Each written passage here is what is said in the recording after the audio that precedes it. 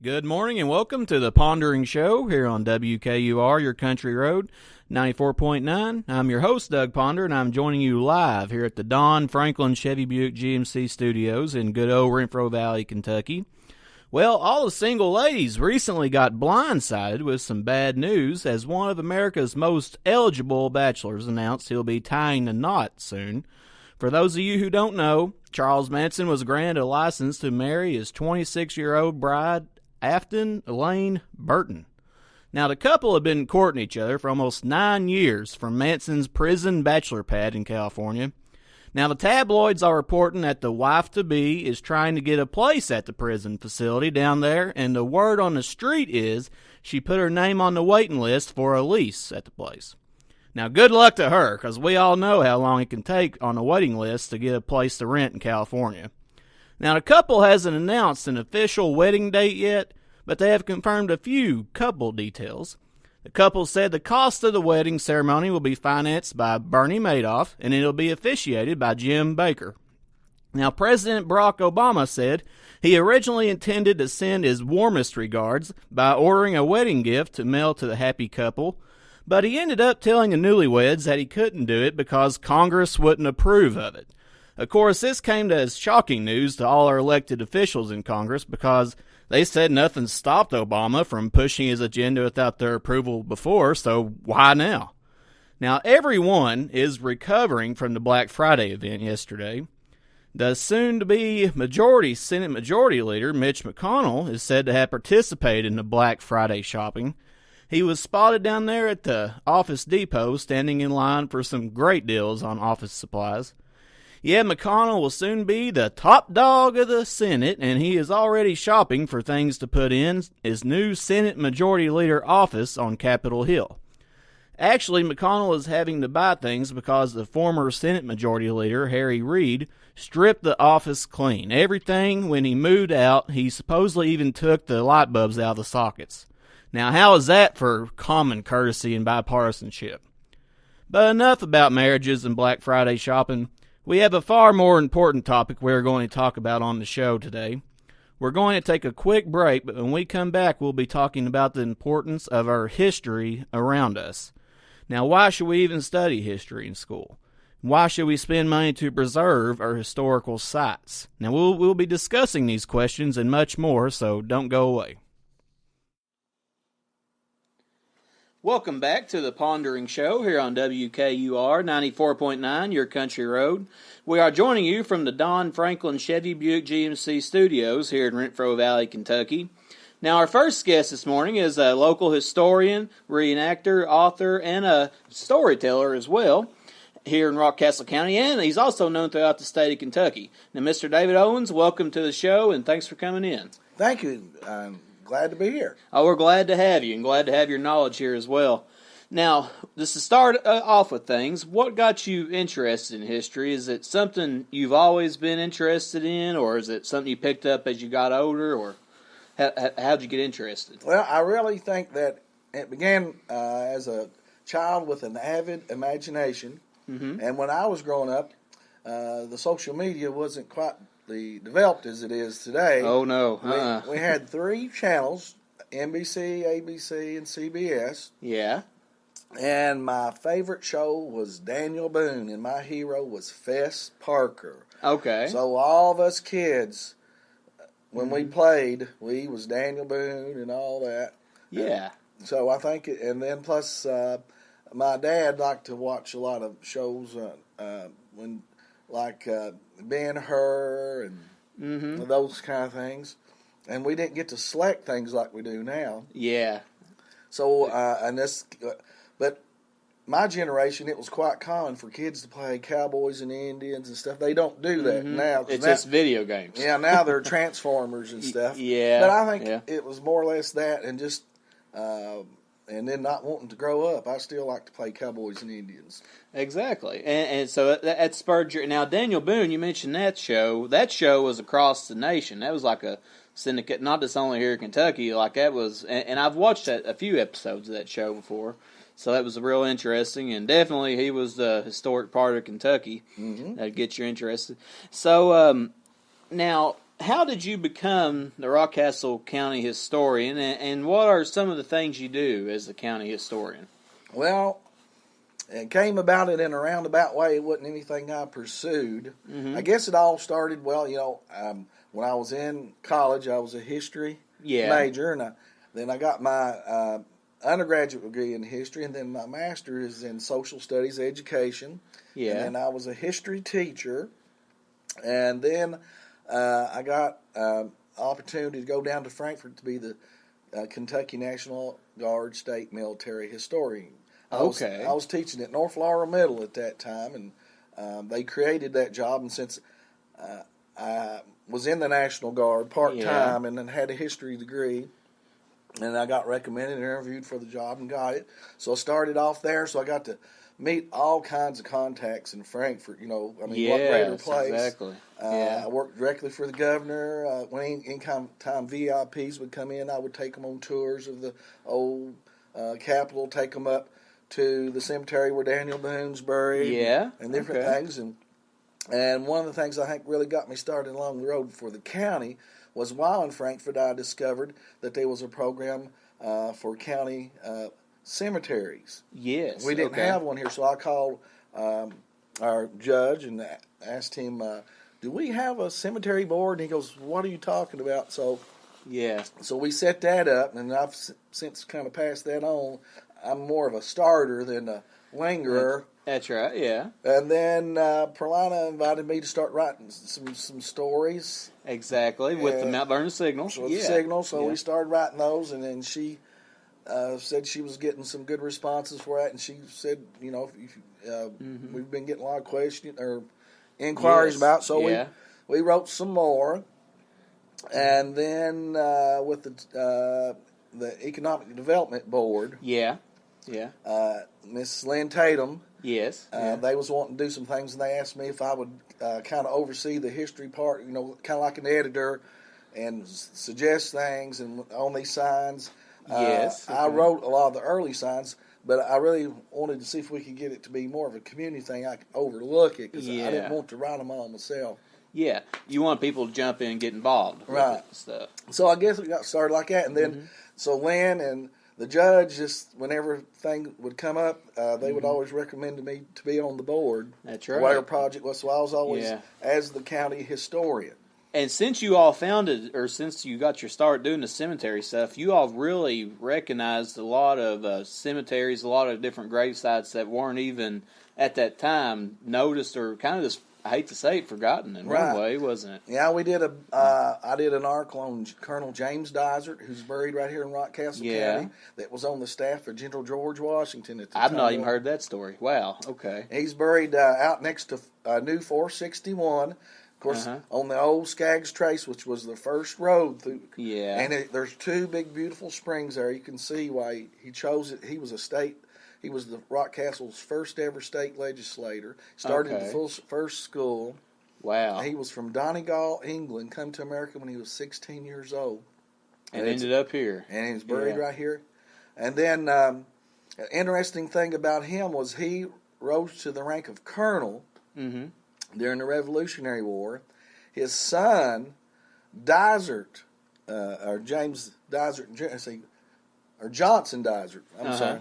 His son raised to the rank of colonel during the War of 1812 with the Kentucky militia. Yeah. And then his grandson, James Dysart II, rose to the rank of colonel in the Confederate Army. Wow. But the grandson didn't live in Rockcastle County in the gold rush. Okay. They went west and evidently settled in Missouri. I don't know if wagon wheel broke or they said, how far is it to California? We're only halfway. The heck with that. That's right. Yeah. So, but anyway, and during the Civil War, he carried James Dysart's Revolutionary War sword. That's neat. And they were captured. Ironic. They were captured somewhere by the Union Army. And he was forced to surrender. I've tried to find that sword. Wouldn't that be wonderful to return here to Rockcastle County? And there's a lot of different stories like that, especially about swords and rifles and stuff that kind of get, like you said, people surrender in between, especially in the Civil War. It's like both sides, end up finding them in weird places. I've read some stories about that before too, but that would be great to find that too. And talk about county historians and stuff. Now, I encourage every county to have someone to do that. People think you have to drive to Gettysburg or somewhere. Oh, I know it. Right here in Rock Castle County is so much Civil War history. As a matter of fact, I've got a book together. I've just got to get it published. It's called Rock Castle County in the Civil War, and it lists all of what I can find of the Rock Castle veterans and where they're buried. One of the projects I'm wanting to start with the middle school is called Adopt a Veteran, where they adopt soldiers from different wars and decorate their graves during Veterans Day or something like that. Because there's a lot of graves of veterans that their families have either died out or moved out, and they have nobody. Yeah, I mean, and like you mentioned, people that's really just has done a lot for his country, or known during that time, and like you said, they just like you said, families either died off or they moved away one. Right now, like right down here on Richmond Street, there's 3 black Union soldiers that was in the 119th United States Colored Infantry out of Camp Nelson. At Nelson, yep. And I can't remember it was. It's been 4 or 5 years ago. I went ahead and had some stones put on there. And we contacted Dr. What's her name? Blackburn. She's in charge of African American studies at Brea College. They come down. We cleaned up that cemetery and had a ceremony. And the Sons of Confederate Veterans group out of Corbin, Kentucky, like to plug them. They got the stones and participated in helping. Good. That's neat? Good. And that's just great. After all these years, they can do that. We can come together and do that. Now, is this? Does each county have a county historian, or is that something that's? We're just kind of blessed to have you here. Well, I was wondering. No, they're not in the county government. Okay. As a paid or recognized position. Now, like down at Laurel County, Carl Green, he's Laurel County, and he works for the paper down there, and kind of double times that. And there's some other people I know who kindly do, but it would be neat if you could get something like that. Something established in government where, whether it's either paid or volunteer, just something established where each county, because like you said, each county has its own unique history in its own right, too. Right. Every county does, or every city does. Yeah, if you can get somebody who will pursue it. Now, I pursue it because I love Rock Castle County. You love it, yes. Yeah, I went to Rock Castle County High School, and I'm a Rocket then until the day I'm die. Yeah. And I just love everything. Now, a lot of thing about local historians, a lot of times they like to do their family. So if you get into that track, but to do the county thing, you don't want to. It's real broad. Yeah. You want to glorify the county, not Grandpa and Grandma. That's right, exactly. And we've already mentioned some of this, but you have published several books about Rock Castle County, and in particular the Civil War in the county. Well, it's actually on the county line. The Battle of Wildcat Mountain is on the Laurel and Rock Castle County line. And tell us about some of that. You've published 2 books about the battle. No, I think. Well, in a roundabout way. Yeah. When I first got appointed as the Kentucky military historian at Frankfort, and they just kind of wound me up and turned me loose. I didn't have a mentor or nobody tell me. It was on your own. They just give me an office and a computer. So I thought, well, I've got to write something on military, but I didn't want to write books on Perryville, about stuff that's got a ton. Been beat to death. So I picked stuff that had never had anything written. So and then I started close to home. So the Battle of Wildcat Mountain had never had a book published on it, and it's unfortunate that battles like that are not recognized. Because they have low casualty rates. We like to associate importance to how many was killed, the bloodiest day of the war, blah, blah, blah. Exactly. But the Battle of Wildcat Mountain is a lot like Fort Sumter because it's one of those what-if deals. Because it happened in October of 1861, the first year of the war as it was development. At that time, Kentucky was teetering, going Confederate or Union. Had the Confederates come through there and took Kentucky, Kentucky may have shifted to the Confederacy, which could have changed the complexion of the entire war. Maybe even swung it to a Confederate victory. Yep, because it's and politically. I've also read too that Great Britain would have been more liable to join the Confederate cause, right? If that would have happened, right? And it's hard for us to realize. It's like you said, the casualties. We look at things in history books as well. You got Gettysburg, you got this and that, but I've also read in some of the stuff that you've written too. For all those soldiers on both sides, that was their first battle, and to them it was like their Gettysburg. That the importance of it was so much. It was kind of like, well, which side would Kentucky be on? Right. Was what the battle was about in one way. Well, it determined how the battle hit. Now, it was the catalyst that determined for Kentucky how it would play out. How it would happen. Yeah. To have the end of the basketball game, you had to have a tip-off. It was the tip-off. That's the best way to put it. And speaking of those soldiers, in fact, those soldiers who died there, to their widows and children, that was the biggest. And you're right, because they lost their loved one. Yeah, it's hard for us. I think it's the hardest thing in history. We can look at history books and stuff, but it's hard for us to make that personal connection. Obviously, because we didn't experience it. We didn't. Right. But you all do such a good job in bringing that out, and I think reenactments do that. Personal stories do that. And that's kind of what history needs more of, in one sense. It seems like. Right. Well, now that book. And what was the title of the book? It's called Baptism in Blood. The Camp Wildcat Affair. And the reason I called it Baptism in Blood because that's where it's the first blood. Yeah. That was the first. The first cut is the deepest kind of thing. Yeah. But in my books, having read a ton of history books and this, that, and another, you develop a personal style or whatever. Yeah. So that book set me on my way, and then a personal mentor of mine at that time was Dr. Thomas Clark, Thomas Clark, yeah, okay. And who helped me. And when I was asking him, how do I get this job started, he said, just write about stuff that you like, is what I reckon. Yeah. So I followed that.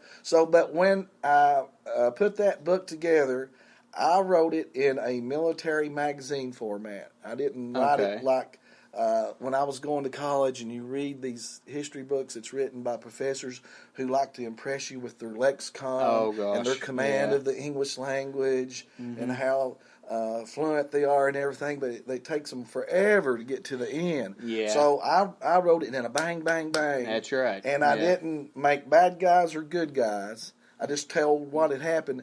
And because in my book, it's got 30 first-hand accounts, and that became my trademark, first-hand accounts. Yes. It's got letters, and because when I was putting that book together and I was doing my first-hand accounts, I'd read letters and go up there and walk around the mountain and say, right here's where he was talking about. Wow, okay. So I went with that book sold so well and was so well received that I went with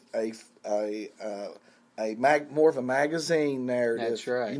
Something or like a newspaper. Exactly. That goes instead of going on and telling you about how there was a one-legged man there and this, that, and the other. And then with all the follow-throughs. Now the second book that I wrote on that, I didn't plan on it, but it's a historical fiction novel. Okay. And it's called The Haint of Hoosier Knob. Yes. And it's about the haunting of Wildcat Mountain. And I'm not here to proclaim that ghosts are real or anything like that, but it was interesting that when I was doing the research that I heard all these ghost stories. And the reason that I did pursue that is that one of the most common stories is that they see a ghost of this Union cavalryman out on Hoosier Knob, and he's not wearing any shoes, and he don't have a shirt on, and he looks like a young man. Well, when I was putting that book together and looking up the casualties, because I didn't want to put so many killed, I put their names. Yes, because names are better than numbers. Right, and then plus people have called me, it's been descendants, but out on Hoosier Knob there was only one person killed, and it was a cavalryman, a Union cavalryman. He was a 16-year-old boy named Frank Decker. Okay. So I got hunting him up, and it's amazing how all that matched together. And I'm not saying it's true, but but people have come forward and said they saw that before. They saw and Hoosier Knob. If you've not been on it, boy, it's not what it's a hike out through there. Yeah. And it's I wouldn't want to be caught out there at dark. No, myself. and the trenches are still out They there are, and yeah. everything. And when that book first come out down at the Camp reenactment, Camp Wildcat reenactment, we actually had some ghost walks down there. Oh, okay. That was really pretty cool, but we've not done those in the last year. People get kind of busy, but it was a blast. Yeah, and I think you touched on, come back to what you were talking about. That's what history to me should be, and I think that's what you do a good job of. It should be unbiased. It shouldn't be favored toward one side or another, and you do a good job of that. And I know you were talking about how a lot of these college professors and stuff, they'll be all flowery, with their language. And I was always taught that in like journalism, it was the KISS acronym. You got to keep it simple, stupid. You just got to get to the point. Nothing flowery, stuff like that. And you do a great job of that. And in all reality, that's the way history should be written about. It shouldn't be get it to the point, connect and make it personal for everybody. Yeah. Yeah, that's just me. Yeah. There's so many books out that you can go.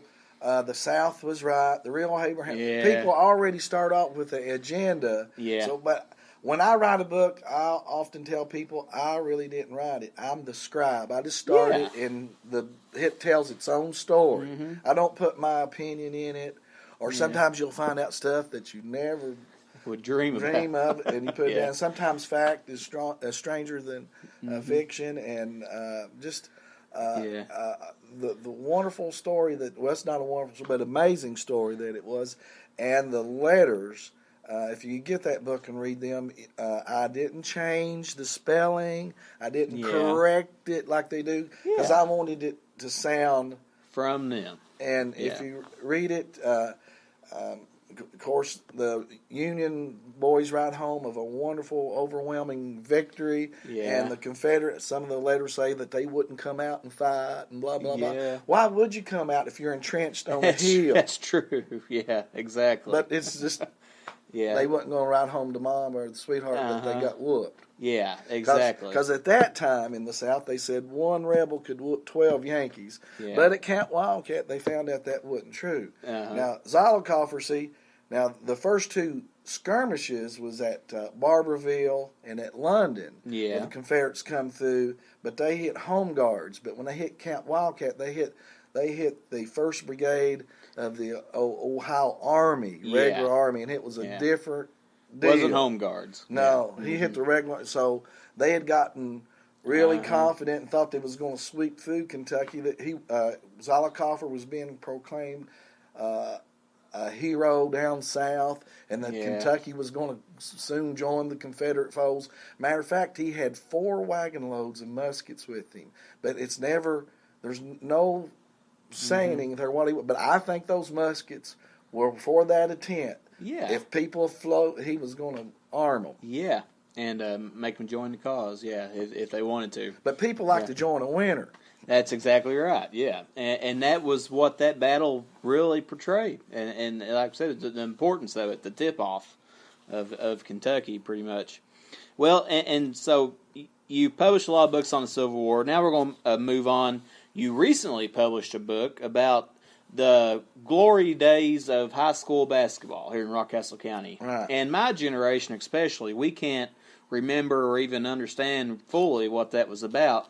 But that book really brought all that out because you had Livingston, Mount Vernon, and Broadhead. Mm-hmm. And for each community, each basketball game was like going to Rupp Arena for the Wildcats. Right. It was that huge. And tell us a little bit about that book and how you got all that together. Well, the name of it is Before Consolidation, the Golden Age of Rockcastle Basketball. Now, when I was growing up, I started in kindergarten at Mount Vernon High School. And there in my 6th grade year was when they consolidated and went to the new county. Yep, they all went to the high school. Yeah. So I can remember going to the high school games and all that, and how it was all for the community and stuff. Plus, the world was smaller then. There was no interstate, all that stuff. So it was a big, big deal. Kids, I mean, it's really hard to explain the enthusiasm that they had back then that's been lost. It has. And if you was a Mount Vernon boy, you better not come down to Broadhead and date a Broadhead cheerleader girl. Yeah. And, I mean, you just didn't do that. Yes. Everything was like a UK and Duke basketball. I mean, and that's probably the closest passion we can come to today, but it's hard for us to even realize, my generation, to realize how passionate people were back then about their community high school basketball. Right. And that's what that book did. Yeah. And people have come up to me and thought, I mean, that book just sold like wildfire pretty much because people were, reliving those days or they actually had a collection of something to reminisce on those days, and it brought it out for a lot of people here. Well, the difference between that book, when you look at other sports books, they're about the championship teams. Yeah. That book has a picture of every team by the year, so it has everybody, and it also has the cheerleaders in there. Yes. So it's about the community. It ain't about the best team or the best players. Now it's got articles in there about some of the best teams and players, but it's really more a picture book. Yeah. It's got like I say, all the cheerleaders, the team pictures. It's got a history on each school, and it's got a picture of the original school when they were wooden schools, and then when they went to the WPA. Yeah. And a list of, excuse me. Oh, you're fine. All the coaches and that type of thing. But people who live that, they can go back and look at that. Now, if you was, say, a player in 1968, well, you can look at your team, but you can flip over there at the other two teams. I remember that guy. We played down there at Livingston. Yeah. And plus their children and grandchildren say, is that Grandpa? Yes. And that's important for my generation when we look at that too. And you did a good job once again of collecting, like I said, all those pictures and researching all that. And then also talking to either some of the former players or cheerleaders and their spouses. And there's a lot of time and effort, but it just brings out that time period. Right. Like you said. I want it to be a microcosm of that era, even though it's about Rockcastle County. Even if you wasn't from Rockcastle County, you can look at that book and then you can how basketball was in Kentucky in the 1930s, 40s, in every county, 50s. Yeah, because it was the same way everywhere. And it's also the first chapter's got in the beginning how it begun when they started playing outside. Yeah, even before gyms were developed. Oh wow, okay, that's hard to imagine. Yeah, they started outside first. Of course, kids wouldn't know it, but the game was an outside game. Yeah, and then and when it went inside to gyms, that's mainly the reason they built gymnasiums was this game of basketball caught on. Now it started off kind of like soccer is now, like clubs and stuff. Yeah. And then it became a school sport and really took off. It was now nationally. Yeah. The big game was baseball. The national. But in Kentucky, this game caught on like a house of fire everywhere. Huh. Yeah. So Kentucky basketball has always been even before UK. Yeah, even before UK. Yeah, UK is the aftermath of it. Isn't that something? Yeah, and that's true. That is so true. Well, we've talked about how you become the historian here in Rockcastle County and the Civil War and the basketball. Now, what are some of your latest projects you're working on, or some things of interest you think about writing about? Well, I just published a book called Tales of the Thunderbolt People. Okay. And I've been going to schools and libraries and universities, and we actually do this storytelling live. I don't read it. I actually present it as a Native American. I wear authentic dress, not the Wild West show, but actual authentic Cherokee dress, and we inject Cherokee language in it so the kids can not only hear the original stories, but hear some of the original language so they can get an idea of how it would have actually been to sit around a medicine wheel and listen to the Konahinsky, the storyteller, Okay. And these are stories that my great-grandmother passed down, who was full-blooded Cherokee, and so a lot of these have never been published or anything, and I just didn't want to let them die. No, definitely not. Now, Thunderbolt, Native Americans. Now, who were they necessarily? What? The Thunderbolt people were the northernmost of the Overhill Cherokees. The Cherokee Nation was divided in the Overhill, which was like through southeastern Kentucky, southwestern West Virginia, northeastern Tennessee.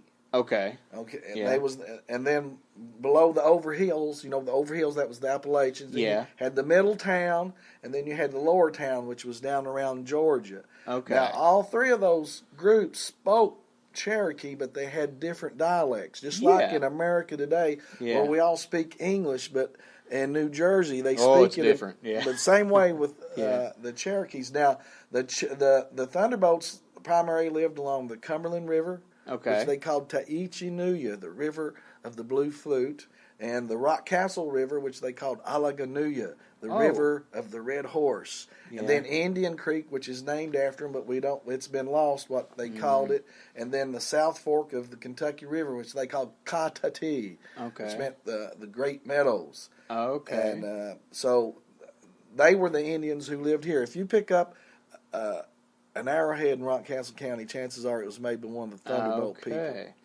And you mentioned those 4 or 5 big rivers there. It's amazing how our river in Rockcastle County, Rockcastle River, was one of their main rivers. That's hard. My generation stuff, we don't really fully understand how important that river down there next to Livingston really was back at that time. Sure. If you could get in a time machine and go back. Oh, wow. Yeah. See, in the history books and Wild West shows, we always think the Indians were hunters and gatherers and nomads that followed buffaloes, which the Plains Indians did. They were. They were. Yeah. But the Cherokees were farmers, and they lived along rivers where the rich bottomland, they raised corn, squash, and beans. Yeah. They had permanent settlements. It's amazing how we think that the Indians didn't do anything, but yet how quickly do we forget when the Pilgrims come over, Squanto taught them how to farm. Yes. Squanto taught them how to build log cabins. If you get an opportunity to go to Europe, and when I've gone some, not a whole lot, but when you go to some of those villages and stuff, medieval, there's not a log cabin in them. No. They're always framed with mud and the thatch roof. The Indians taught the pioneers how to build log cabins. We think that the Cherokees was in teepees. No, that was out west. That's exactly right. And they farmed squash, watermelons, potatoes, all that. The Indians introduced. Tobacco was all took back to Europe. Yeah. From what they call the Eastern Woodland Indians. The Cherokees, the Choctaws, the Creeks. Yeah.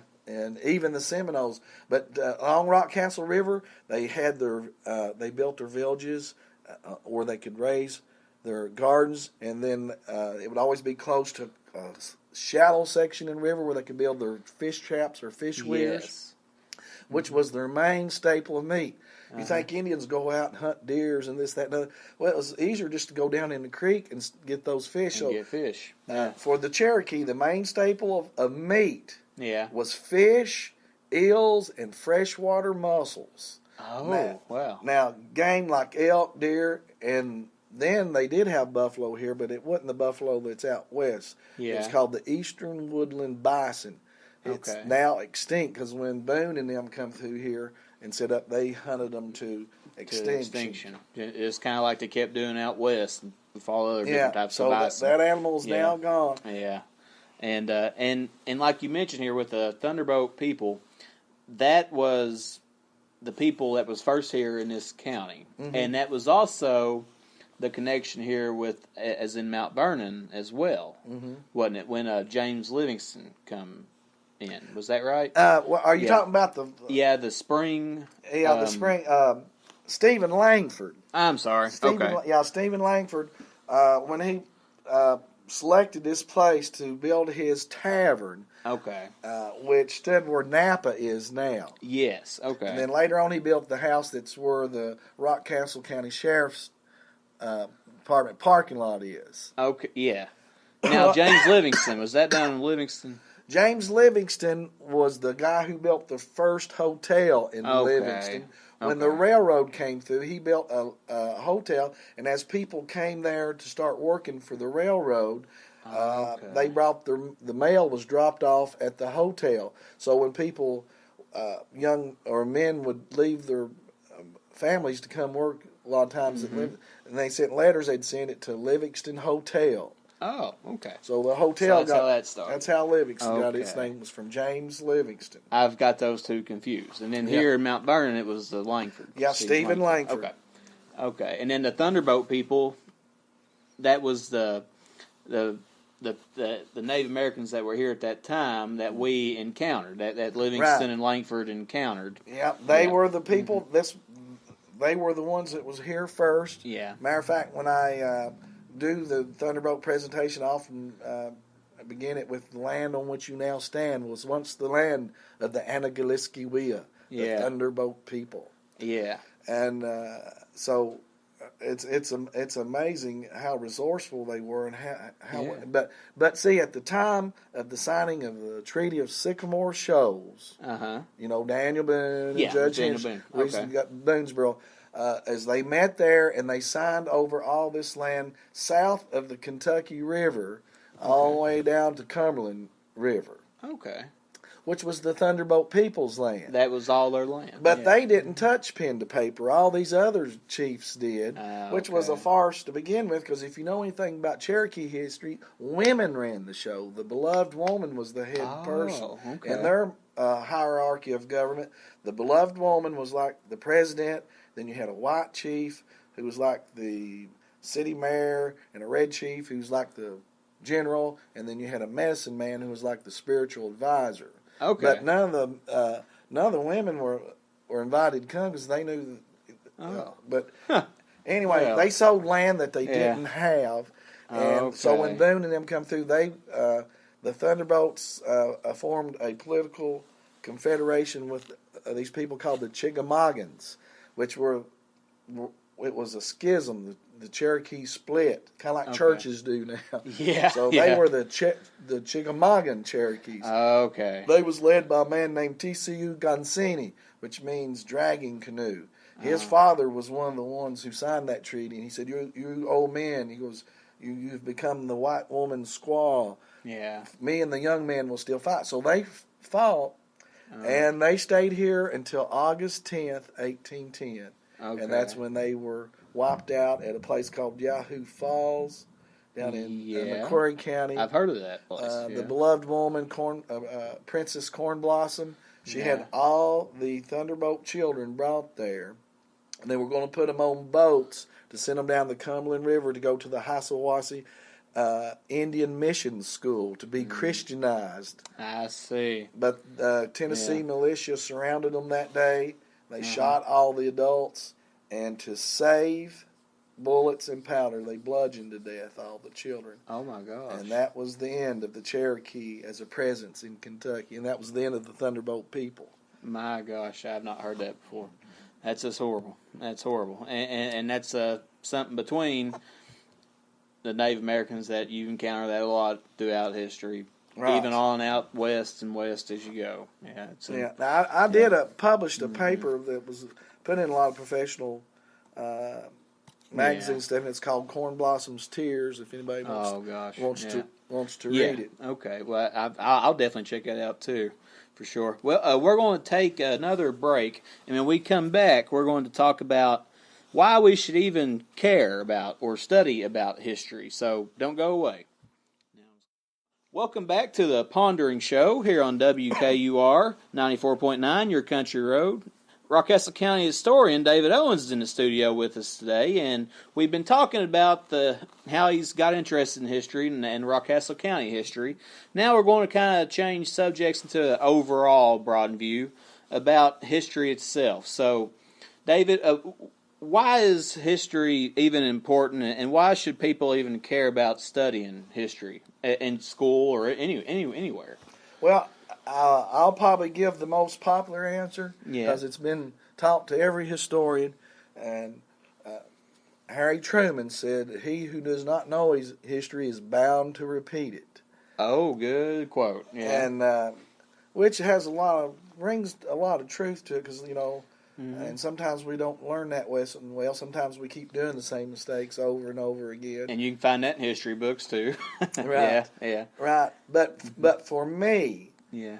I don't think I chose history. I really believe history chose me. And Okay. I've talked to other people who are authors and specifically historian authors, and they feel the same way. That kind of like a preacher feels like he's been called to preach. I don't know. Yeah, it's a calling almost. And I wrote another book I wrote is called McNitt's Defeat, which is about the biggest Indian massacre that occurred in Kentucky. And the whites that were massacred are buried in Levi Jackson State Park. There's a big stone wall down there by the mill. Okay. Well, when I was a freshman and sophomore college, I went to Sue Bennett College, and during the summers I worked at Levi Jackson. And I remember just sitting there on that wall, just wondering who these people were, and this something come to me that someday I'll tell their story. Wow. So, well, neat. And so, but I think it's important, whether you're a genealogist, just just to know where you come from. There's a show now called History Detectives and stuff. Yeah. I think you can take pride into knowing your pedigree and where you come from. Yeah. And sometimes you may even want to do a pilgrimage. Like I've done some. I always wanted to go to Normandy. And places. So when I went there, I experienced something. I don't know. Hope I don't scare anybody. Or sometimes when I want to go visit ancestors or find out where they're buried, or historic people like George Washington, it just seems like they become more real to me when I stand at Makes it real. Yeah. Or like going to the Lincoln Monument, it just makes you understand the Emancipation Proclamation. I believe we're spiritual beings. Yeah. Yeah. And that we experience something there that's beyond flipping through a book. It's more than just words on paper. Right. When you experience it, you have that connection on what really happened, and I often find myself too trying to put myself in their shoes. Right.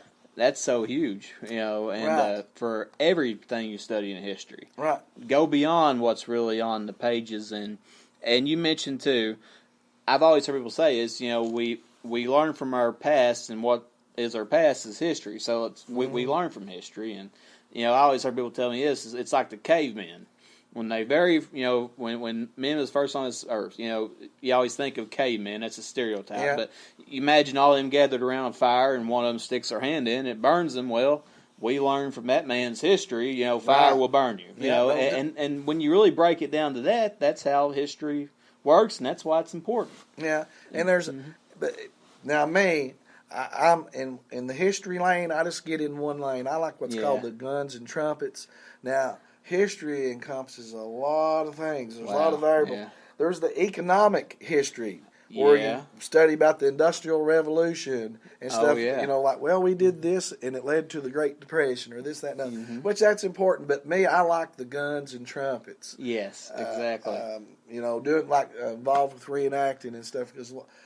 It is fun to walk in their shoes, and when you, if you ever get an opportunity to do a reenactment, you like history, I really recommend it because the things you don't think about when you're in camp and you hear the morning reveille blow, and you've got to get up out of that cold bedroll and you smell that bacon and stuff. It just takes you back in time. It does, and that's what they really experienced, the bacon, the coffee. Coffee was such a huge thing back then for them as well. Right, because at the reenactments, they're supposed to you're supposed to present in the first person. You don't supposed to have snacks, this, that, and that. Cell phones. Yeah, no cell phone, all that's all. Yeah. And, if you smoke, you need to have a pipe. Yeah. And flint. You don't have a cigarette lighter and this, that, and just other. Go back to that time. Right. Yeah, period. Well, and also, too, why is it important for us to recognize our country's history, our state's history, our county's history, and so on and so forth? Because by studying this and recognizing it, does it help establish that identity or that heritage between each one? I think it doesn't. And you know what? I think it's okay to be prideful. Yeah. Well, that's what patriotism is. Yeah, I think it's okay. Yeah. I tell you what, when I'm at a ball game or anything, anytime the national anthem, I still, a tear comes down my eye, and I still, It just does something to me. Now, on Veterans Day and different times, sometimes I'm asked to go to speak at a church or this, that, and other. And one of the things I do is what the American flag stands for. Yes. Because the original meaning of it was Christian based, and under the Eisenhower administration, it was changed to a secular military. Oh, for instance, like the American flag has stripes on it. Yeah. If you open up one of those atlases of world's flags, very few have stripes on them. They're like the Kentucky flag. They'll have a disc or this, that, or stripe. The reason the American flag has stripes on it represents the stripes that Christ received from the Roman whip. Oh, wow. And they always teach us that it was the 13 stripes was originally 13 colonies. Yeah, that's the reason they put that. Because you look at before it was standardized, sometimes a flag will have 7, 8, but when they standardized it, they said, well, let's put 13. And see, that's changed it. See. The blue canting represents heaven. The stars in that represent, because he's the bright and morning star. Yeah. White represents he was white without blemish. Yeah. As a pure lamb. And the red represents the blood that he shed. But now we've changed it to the blood of the soldiers. American flag is always to be displayed at the far right. If you ever see it with other flags, I always thought, man, it would look cooler to be in the center. But it's always at the far right. The reason why is because Jesus sits at the right hand of God. That's the reason the flag is. See, I've never heard that either. Yeah, well, we sometimes we go and teach that in school. Yeah. Also, the American flag is the only flag that's raised of the morning and taken down at night. Why is that? It represents the resurrection from the dead. Oh, wow! I really learned something. I did not know all that. Other flags just fly all the time. Yeah. The only time you can let the American flag stay on its horse if there's a light on it. That's what I heard. Because he is the light. Yeah. Wow. And I've never heard or never. My mind's kind of blown right now. Well, we've secularized it, but that's now I've got I collect old history books, and that's where I was flipping over, and that's what it says. What does the flag stand for? And it's like a 1905, before. And I'm not putting Eisenhower down. He just went, and he was a military. It probably just happened during his administration. During the 1950s, right after they made it more about the veterans and stuff. Yeah. But the original, was Christian based. Yeah. And it was based on the Union Jack of England, because it's the same thing, red, white, and blue. It's got the cross on it, represents the cross, so it was that same idea. Wow. And you talk about a symbol right there. The American flag's definitely a symbol of all symbols, for sure. Well, and now, you hear this from a lot of people, but now, what's your response to people, in particular, students or young people like my generation who question why should we even study history or care about it when you should study mathematics or science or something else of that nature? Yeah, when I was teaching history, I used to get that. Well, why are we studying this for? What? It ain't going to matter. How's this going to help us? We're never going to use history. And for me, I loved it so. And I just wanted kids to like it that too. But I know they're pretty much the school of what's happening now. But it's a subject that it either will come alive for you or not. Kind of like music, either you can or you can't, or you like it or you don't. Yeah. That's one of the reasons I got out of teaching and went in, because I wanted to be around people who had as much enthusiasm for it as you did for as it. I did. Yeah. And of course I substitute now, but I don't know. I can't answer for other people. Yeah. But I do think it's important to know where we came from, and oftentimes there's so many people who call me. They'll read something I wrote or this, that, and they often preface it with, "When I was in school, I didn't like history, but now that I'm older, isn't that amazing? Wow, I understand how important it is." Yeah, and that's so true. And if we could somehow get them to realize that at an earlier age, it would be a lot better. But and it's like we've been talking about.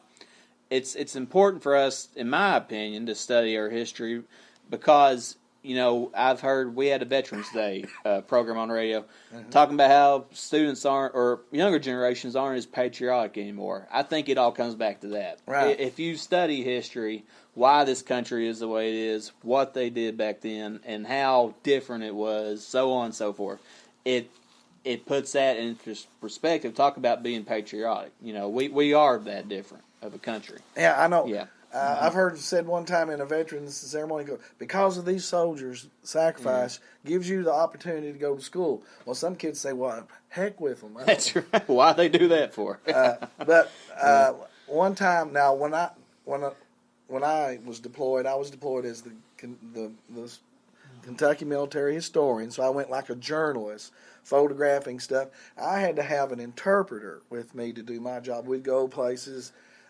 after a battle, this, that, and other. And we went to a village one time to take a bunch of basketballs and soccer balls and stuff that had been sent by Kentucky families to give to these children. Yeah. So we give them to me. And this one little girl came up to me, and she asked a question through the interpreter to me. And the question was, is it true that in America girls get to go to school? Really? Wow. With a big old tear in her eye. I hated to tell her. Isn't that something? Yes, they do. She would have given anything to get to go to school.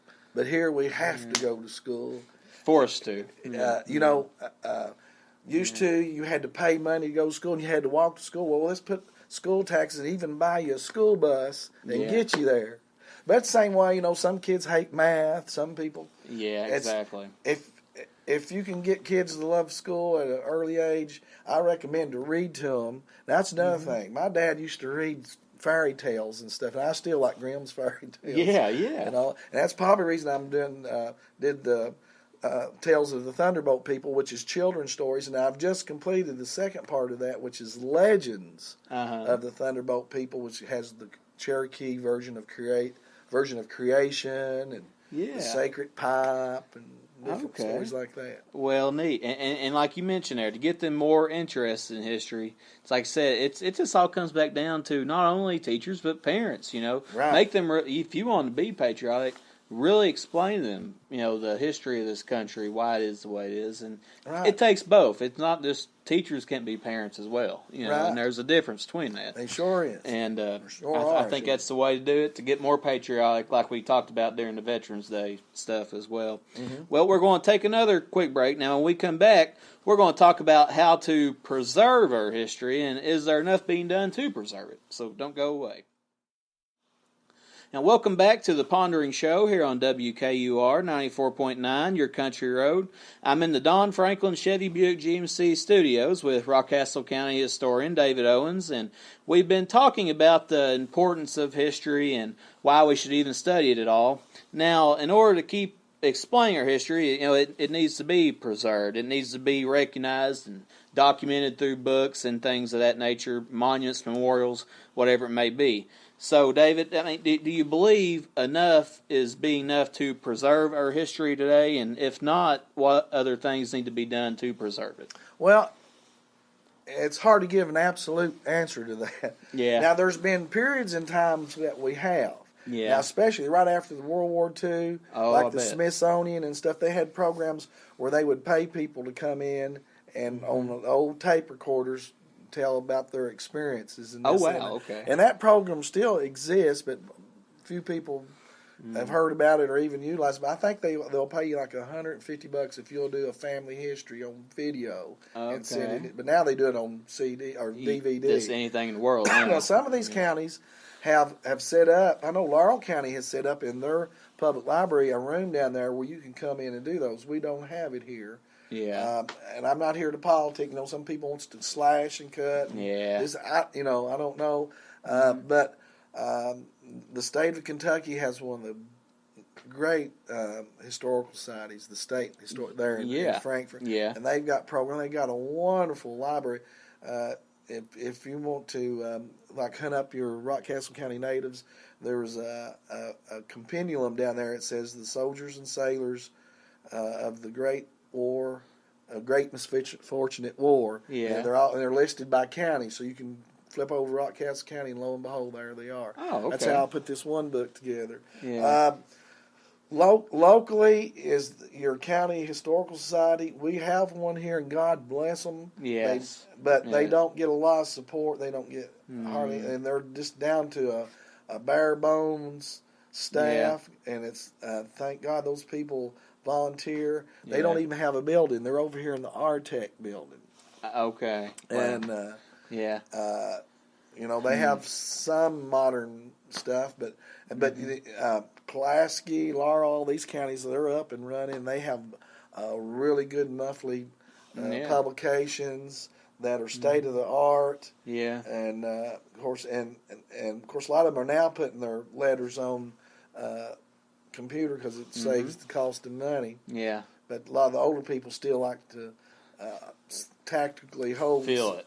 Yeah, it's a difference to actually hold it and feel it yourself and or put it in a folder, highlight where it's. Yeah. But the local news media, luckily Polina here, she likes to do that. Yeah, definitely. And which is great. And so I would recommend, one of the things that gets me is one of my pet peeves about this county is we don't have more educators involved with the Historical Society. I think there's one teacher that's involved with it. Okay, so maybe get them more involved somehow or push for that. Yeah. Now, when I was a history teacher up in Campbell County, I was one of the first things I did was join the Historical Society and things I could do, and would go around and look what all's happened up here and things I could incorporate into my classroom and that kind of stuff. So I was using it also to use in the classroom. But now we have to teach the test, the standardized test. Yeah, and the stresses and pressures of all that, build onto that. And that's, because now when I was teaching, we'd be, if it was covering the Revolutionary War, I'd say, there's a knock on the door. What's that? And opened up. Why, it's George Washington. I had so many friends that reenact. So we'd have George Washington come in, and the kids could ask him any question they want. Amazing. Then kids that wasn't interested would be interested in his uniform. And then, they saw some. And then they got going. Yeah. So that's true. But you can't do that now. And I was thinking, too, and because I was with you when we met down here at the spring, here in Mount Vernon, and, I just kind of had that experience like you've been talking about. I was just standing there, and as you kept describing everything that happened there, it just becomes so real to me. But then, when I look, it's like there's not a marker there describing its history. There's not it's not even like a historical site build up where people can sit or something, and all truth, that was how Mount Vernon started. That is where Mount Vernon started. Yep. And that should be, I just remember having that feeling. I'm like, man, we need to do something with this. I've asked, we've had some attempts to get something going, but it always followed. Now, I've written up I wrote up an article that we published in the and those of you that listen don't know what he's talking about, Mount Vernon was founded around the Spout Spring. Yeah. That's down here below it's actually the called Arctic. Spring Street, isn't it? Yeah.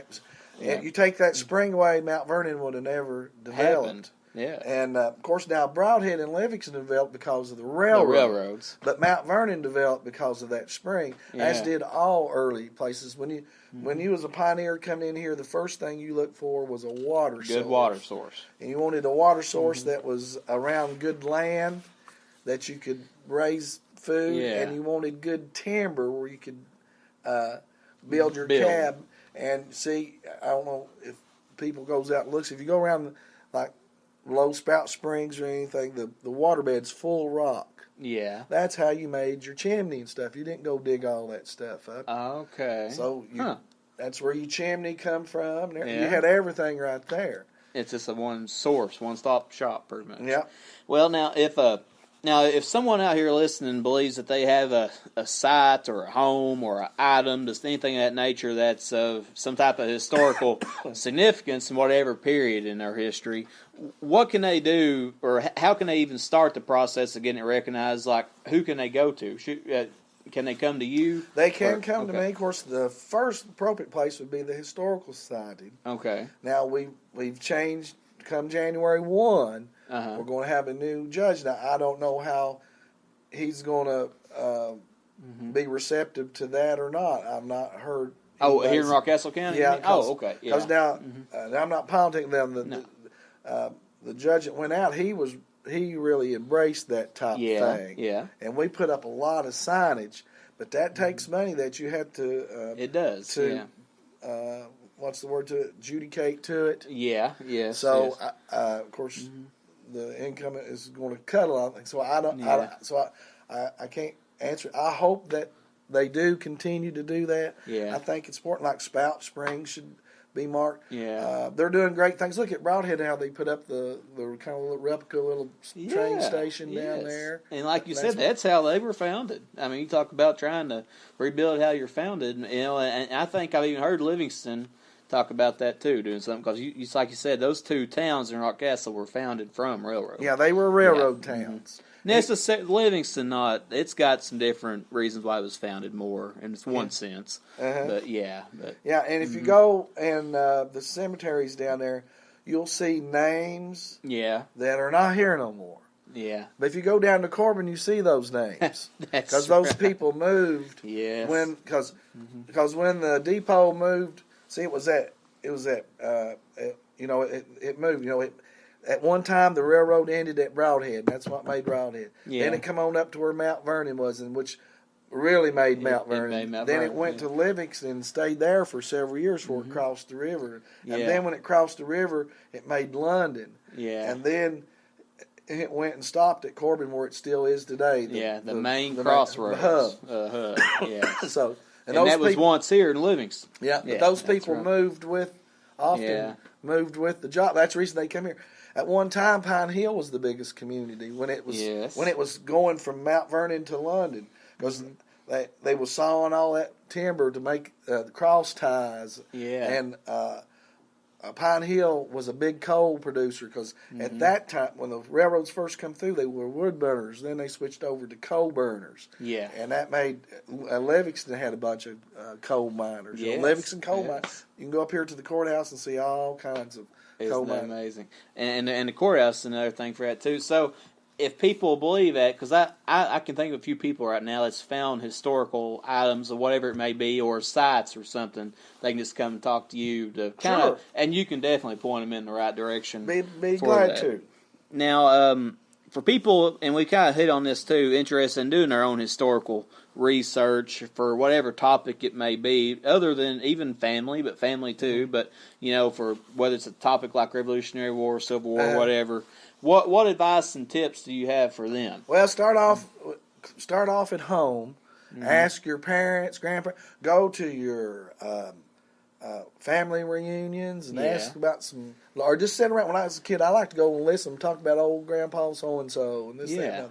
All right, now if you find out if old Grandpa so and so was in the Revolution, you need to go see Deborah Brown at the Rockcastle County chapter of the DAR. Yes, and they're great ladies, and they'll be more than glad to help you. And that organization's done a lot for that type of. They're a top of the line organization. They do a lot, and then of course the local historical society, and then. If you're a younger person, you can hop online and get on Ancestry.com. Yes. And then you'll probably be overwhelmed with information. What you do is you can take that information and then go back and bounce it off Grandma. So who is this so-and-so? Mm-hmm. And like I said, so it's Ancestry.com. There's also some other different. Sure. And it pulls up court, some type of voting records, documents, deeds, everything in the world. Right, and of course you got the courthouse here. Yeah. Watch about genealogists, other people that's written books on your family. A lot of time you'll tie into so-and-so, and so-and-so's written a book. Yeah. But the reason I say it is a lot of times people like to embellish. Okay. Or they like to leave out. I see. That Uncle so-and-so was a drug addict or something. Yeah. So a lot of times you don't always, just because it's written don't mean it's always the truth. But you'll go on your own journey, and a lot of times you can feel whether it's right or wrong or this, that, and that, depending on what you want. But if you do get on that, it can become highly addictive. Now, for me, because I get called a lot about genealogy, and I don't do a lot of genealogy. I like to run my direct lines because it'll break off, and then you will not get nothing done. Yeah. Just kind of spin your wheels, pretty much. So, Yeah. family history is great, but I like to do regional. Yeah. I like when I was working at Frankfurt, I was the state military historian. Now that I come back and I focus on southeastern Kentucky. Yeah. In history, you can't be a know-it-all. Sometimes I've heard people, so-and-so here knows everything about history. Well, no, there's been no one. That's impossible. It's impossible. Mm-hmm. You can just pick a subject and try to learn about it, like these Civil War buffs or this, that, and other.